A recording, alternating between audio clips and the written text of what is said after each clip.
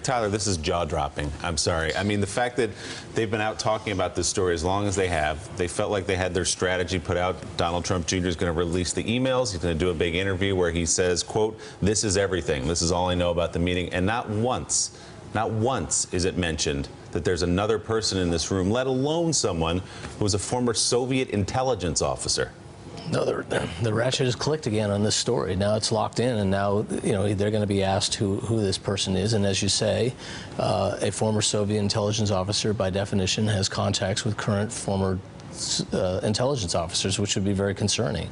And it is astonishing to me that if we're going to get this out, and by releasing the emails, right, because that's where all the details about this meeting were laid out in black and white, where the president couldn't say this is fake news anymore. The source is his son, and he's given a chance to say everything about this meeting, and he misses the fact that there was someone else in the meeting. Now we're learning it. Now we start all over again. Willie, we've got us. I'm going to do this calmly. We got to start getting outraged here. This is I got a pit in my stomach as I heard that. You're just sitting there and really visualizing what's going on there. These two kids. And it's interesting when I was watching those images of Jared Kushner, and I've talked often that he's been in his dad's business for 10 years, and that's how Don Jr.'s done. So it's no surprise these guys are doing these absurdly amateurish, like frighteningly absurd things that any intelligent person with a moral compass wouldn't do. But we've got to start being outraged. Jared Kushner needs to lose his security clearance tomorrow. Here's the question. Tomorrow. Does this... And Don Trump and Bob Mueller, he's got 30 intense intelligence attorneys on this. We've got to double and triple this, because this is the scariest thing I've seen in my life in politics. Really play this out. Does the former Soviet operative's name appear on Jared Kushner's form, or does he have to go back again and add him? There's some important reason why the lying is worth it, because there are so many people who are deceiving, and there's so many characters, going back to Flynn, to Sessions not disclosing his meeting with Kislyak. There's some important reason why they continue to not come forward with it all, and it's starting to upset Republicans. If you heard Trey Gowdy the other day, he said, enough is enough. Spill it. Tell us everyone you've met with. And Gene Robinson, Don Jr. asked us to believe his account of not only who was there, but what happened inside that meeting. We, of course, expressed skepticism right away that it's just his account of what happened.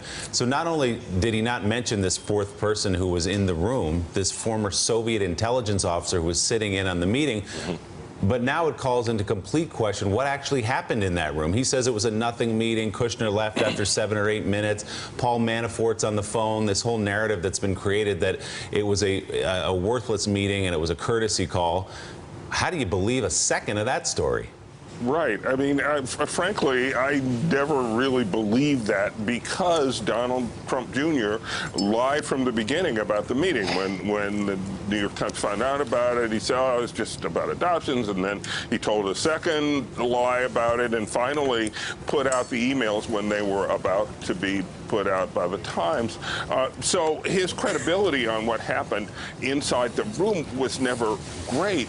Now there is no credibility about what happened inside the room. I think we go back to square one.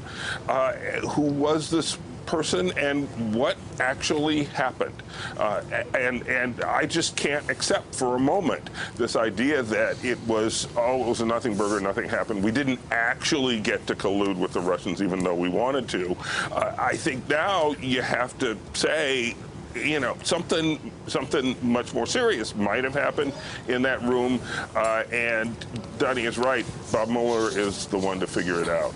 John Meacham, the history of past presidencies is replete, many of them with family issues, sons, daughters, cousins, whatever.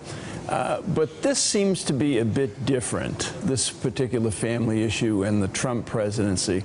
And I have no idea as to the level of illegality or collusion that existed in that meeting, but the level of ignorance of how we operate as Americans and as people in political life as Americans is kind of astounding.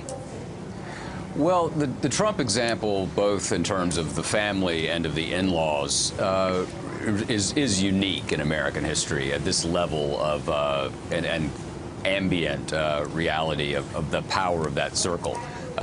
You know, yes, Bobby Kennedy was Attorney General, and yes, President Kennedy joked that he thought Bobby should get some legal experience by being Attorney General before he went out to practice. But Robert Kennedy was a formidable figure. This is more like the Borgias or the Bonapartes. Remember Napoleon, you know, put various brothers and cousins on different thrones, and it's taking a toll. I remember just two thoughts on this. One is there's another former Soviet intelligence officer in this mix. His name is Putin. That's important to remember. This guy started out at the KGB. Second, about 2 weeks after the inauguration, I had a conversation, private conversation with a former Obama official, so take this for considering the source, and I said, what do you think about the Russia question? And this person said, I don't have any doubt but that it's true. And I said, well, tell me how this happens. I mean, surely they don't just call up and make an appointment at Trump Tower. Well, turns out maybe they did. Casey Hunt, we've heard time and again this week from Donald Trump Jr. and from the White House the word transparency. We just heard it again in that clip from Jr.'s interview with Sean Hannity a couple of nights ago. I'm being transparent. I'm the one who put my emails out. I'm showing you all my cards. Excuse me. In fact, he showed his cards and put his emails out because the New York Times said we have the cards and we're about to put them out. And now that's fallen apart completely, too. This argument of transparency, when you don't lay out honestly and transparently who even was in the room with you during that meeting, let alone what was discussed in that meeting. Yeah, Willie, a couple points. Look, the reality here is that you're right. We would not know that this meeting ever took place. We wouldn't have any details on who was sitting in the room, nothing, without reporters, newspapers digging into it and telling people that this is what happened. And now, of course, we have this fifth unnamed person in the room that NBC News is reporting. Again, something that after the president and all those around him said, look, we are being transparent about this. We're talking about this. Another clear piece of evidence that they're not. And meanwhile, you have the president continuing to regularly attack the media, a strategy aimed squarely at his base voters, who many of whom it seems may believe that none of this is actually true, or that these reports are simply trying to serve to attack the president. I think that's a very concerted strategy on the part of the White House, and I think it's one that makes some Republicans nervous. You were talking about this a minute ago. I think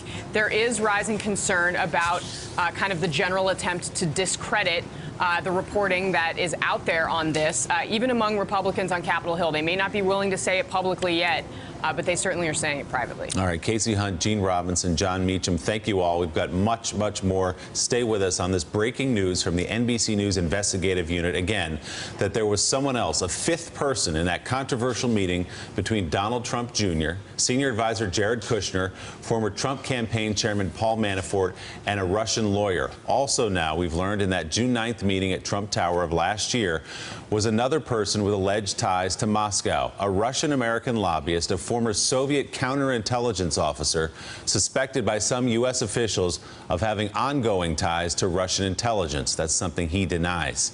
NBC News not naming that lobbyist, who denies any current ties to Russian spy agencies. As I said, his president's likely to be of great interest to investigators, and we're going to talk much more about this coming up. Veselnitskaya, the attorney there, said to NBC News she was accompanied by someone but declined to identify who that is. We're going to go live to the White House on this story next on Morning Joe.